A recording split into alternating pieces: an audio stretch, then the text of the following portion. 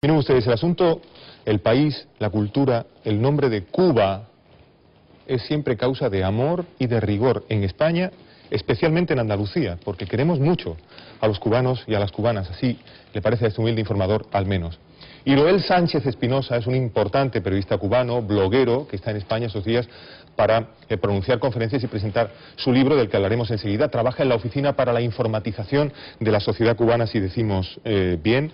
Iroel Sánchez Espinosa, buenos días. Buenos días. Gracias por estar con nosotros. Aparte de su blog La Pupila Insomne, tenemos muy poquitos minutos, trabaja usted para otros medios en línea, por ejemplo, Cuba Debate, Rebelión, La Jiribilla. ¿Diría usted que la información en línea, la que se hace a través de blogs, es muy importante en todo el mundo, pero especialmente importante en Cuba? Bueno, realmente es el intento de dar un punto de vista desde Cuba. Como usted decía, no solo en Andalucía, en el mundo se opina mucho sobre Cuba, a veces sin contar con los cubanos, ¿no? A ver, ¿conoce usted también estos otros medios? Primavera de Cuba, Cubanet, Diario de Cuba, Café Fuerte, Hablemos Press, Miscelánea de Cuba, Voces Cubanas, Penúltimos Días. ¿Los conoce usted estos medios? Sí, bueno, todos esos medios tienen un punto común. Dímelo. Viven del presupuesto que aprueba el gobierno de los Estados Unidos, 20 millones anuales por ley para un cambio de régimen en Cuba. Estados Unidos es el único país. ¿Tiene usted comprobado ese dato? Sí, búsquelo en las leyes norteamericanas. Estados Unidos es el único país que aprueba todos los años por ley un presupuesto para derrocar al gobierno de otro, en este caso el de Cuba. Entonces, ¿usted los calificaría como de sedicentes? No, sencillamente son empleados del gobierno de los Estados Unidos para ejecutar una tarea. Por ejemplo, informadores independientes no los llamaría. No, son dependientes, le quitaría el IN. Dependientes de Estados Unidos, dice usted. No, o sea, digo yo no, dice la ley de Estados Unidos, el presupuesto de 20 millones anuales para el cambio de régimen en Cuba. Dígame una cosa, usted conoce bien la materia. ¿Los cubanos y las cubanas pueden desde casa, digamos, establecer una conexión directa con Internet?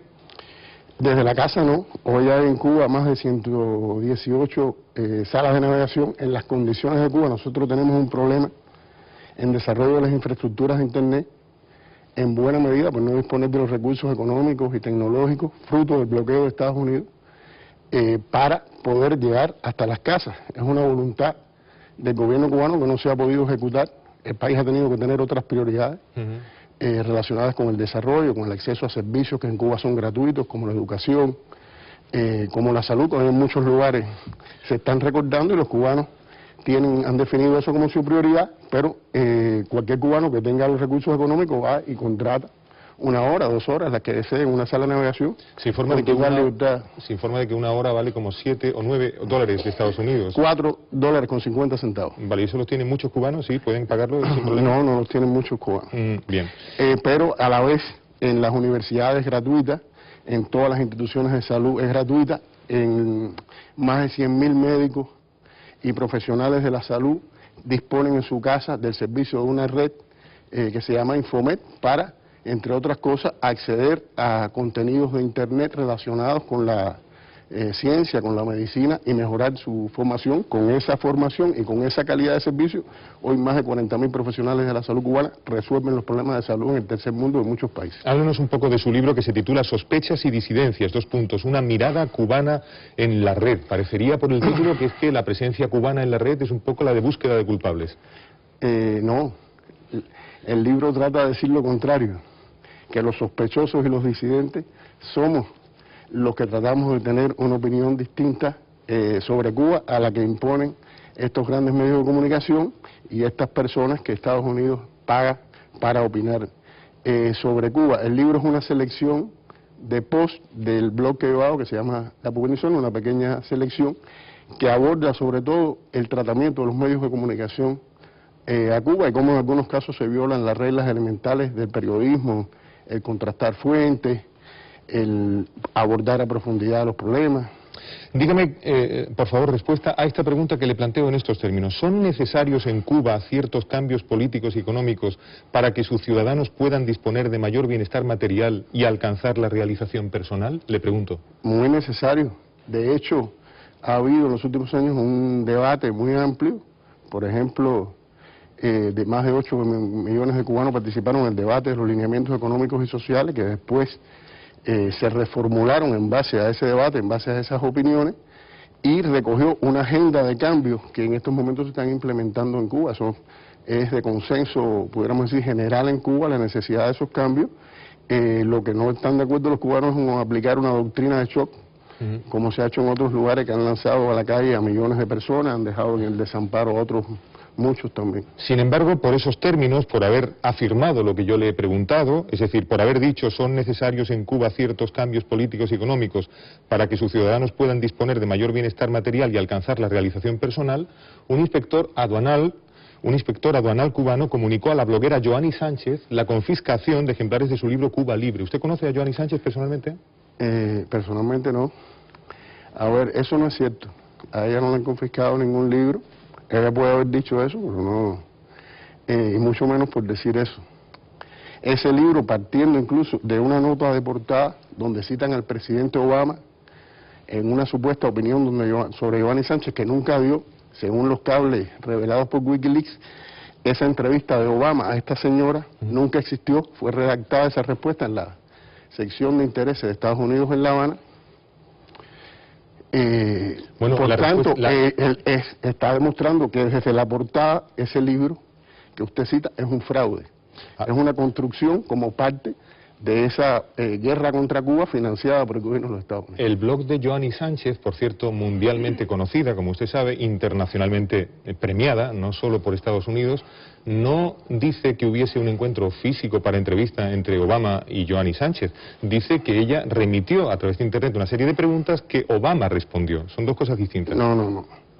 Esa entrevista nunca existió. Según los cables de los diplomáticos norteamericanos en La Habana, documentos secretos que usted sabe que Wikileaks reveló, ella le entregó esa entrevista a los diplomáticos norteamericanos, que por cierto ella es la colaboradora de una embajada norteamericana más citada por los cables de Wikileaks, un dato muy interesante que los medios de comunicación suelen ignorar, y el cable fue respondido allí mismo y le enviaron al Departamento de Estado, nunca a Obama, las respuestas que un diplomático norteamericano redactó, incluyendo también unas preguntas similares para el presidente Raúl Castro, que en vez de mandarla al presidente las mandó a la sección de intereses de Estados Unidos en La Habana. Dígame sí o no, ¿usted diría que es una traidora de la revolución, Joanny Sánchez?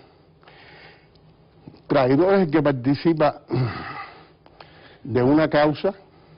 Veo que no la llamaría así. No.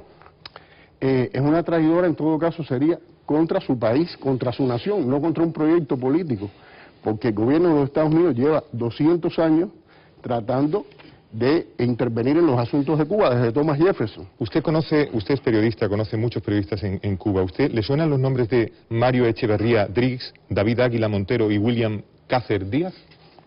Los ignoro. Dice Reporteros Sin Fronteras que están detenidos desde la semana pasada y pide su puesta en libertad. Lo digo para que en lo sepa. Cuba no hay ningún periodista preso. Esas personas no son periodistas en Cuba, no ejercen el periodismo. En Cuba no hay nadie preso por tener una opinión, algún delito supongo. Si están presos de verdad, Reporteros Sin Fronteras, también le invito a buscar su financiamiento, a ver quién está detrás de ellos y por qué no denuncian, por ejemplo, los casos de periodistas asesinados en América Latina, de los cuales todos los años hay decenas y ninguno es cubano. ¿A usted le parece que también Reporteros Sin Fronteras depende de Estados Unidos? Bueno, no me parece. Le invito a que busque sus fuentes de financiamiento y, por ejemplo, su relación con la National Endowment for Democracy, que, según The New York Times, no mi opinión, es una pantalla de la CIA. Señor Sánchez, mire, tenemos muy poquito tiempo. ¿Alguna pregunta más en nuestra mesa? Bueno, yo una que creo que sobrevolaba toda la conversación, pero no se ha formulado de manera explícita. ¿Hay libertad de expresión en Cuba? ¿Hay censura política en este momento en Cuba? Con sinceridad. Bueno, si entendemos con libertad de expresión el derecho que tiene cualquier persona a decir lo que piensa, sí. Si entendemos como libertad de expresión el derecho de una minoría, que en el mundo es un 1%, según dicen las pancartas del movimiento Occupy Wall Street, a controlar los medios de comunicación, a controlar la economía y a controlar el ejercicio de la política, no. Señor, sí, Concha, rápidamente. ¿Puedo, Carlos? Sí.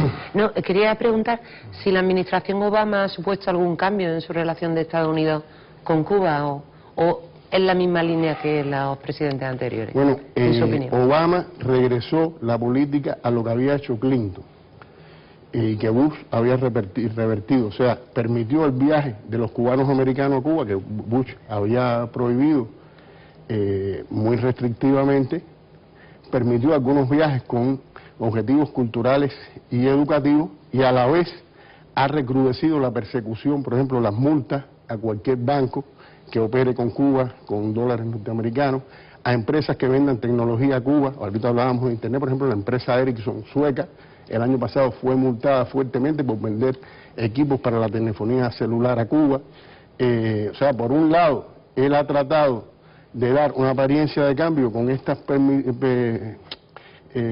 permisos para que algunos sectores cubanoamericanos en particular, profesores universitarios, etcétera, viajen a Cuba, y por otro ha sido más restrictivo en el orden económico, ¿no?